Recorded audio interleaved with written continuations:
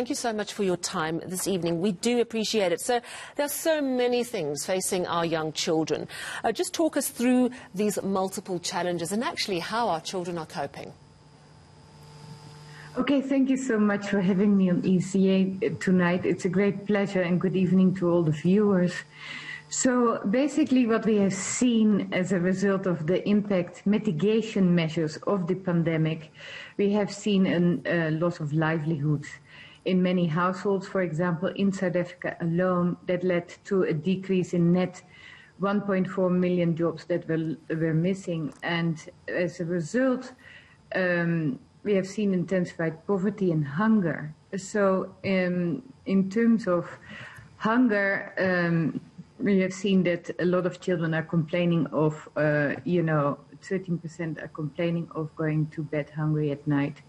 But then this loss of livelihoods led to intensified distress in families, and with that intimate partner violence went up, and as a result of intimate partner violence, that then spills over on children and young people. So what we saw in this U report poll that we did with 6,000 young people, where the majority was between 20 and 24, is that their level of anxiety and distress has intensified, also especially because of their learning journey becoming interrupted and with high levels of youth unemployment.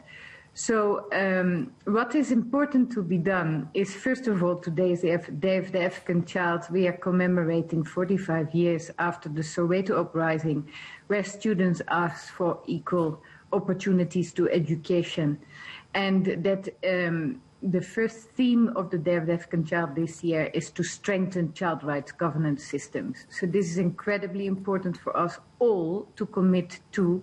Secondly, to really empower children themselves with skills and opportunities, but especially their caregivers. What we saw from the U report is that a lot of young people reach out to their peers in order to seek support, but some of the issues they face with intensified substance abuse, bullying, harassment, we've seen a lot of bullying in the schools, they need professional support with a trusted mentor. We need to second child and youth care workers to the schools to reduce the levels of bullying and harassment in the schools, as well as support the learning support agents to deal with this, but also for children to have access to childline and social service professionals.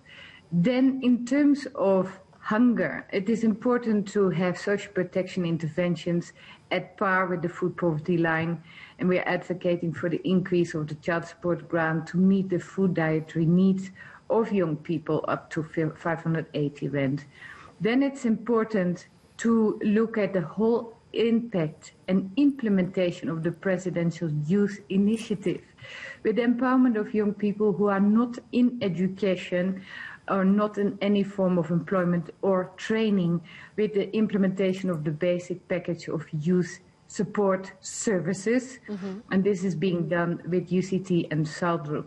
So it's important to look at this through a mix of strategies with an integrated package of support, starting with the youth themselves, then with their caregivers, a trusted mentor, and provision of high-quality services and opportunities. Yeah, you're right. And it is a many-layered approach to help a child be in a position where they can grow and see a future for themselves. I want to chat a little bit about this child labour report that I understand was released last week. And for the first time in 2 decades, we have seen an increase in child labour. So that's, I want to know why, but I also want to know why sub-Saharan Africa has the highest number of working children. Is that compared to the rest of the world? Yes, what we are seeing in sub-Saharan Africa, and thank you for that question, is that the poverty levels have intensified as a result of COVID and especially these lockdowns, but also through intensified migration. And child labour derives the moment that caregivers are no longer able to provide and fend for their own children. And, for example, what we saw last year is that hunger in South Africa went up when the schools closed, and they normally provide 9 million meals to their learners on a daily basis. The moment that caregivers struggle for survival and basic provision of essential food security and needs of their children, then children become exploited. And that's the root cause to child labor, where children are becoming an income-generating tool. And this is higher in sub-Saharan Africa because of South Africa is a middle-income country, but the neighboring countries are low-income countries. And when families face distress and social safety nets are not yet at par with the basic needs of the household, then children are becoming exploited to generate income for the family and the household, especially when we see these high levels of unemployment that have started to rise as a result of the economic lockdown. And that is a very sobering and sad picture for the children of this region. But thank you. Important that we know more about this. That was Mayke Huijbregts of UNICEF South Africa.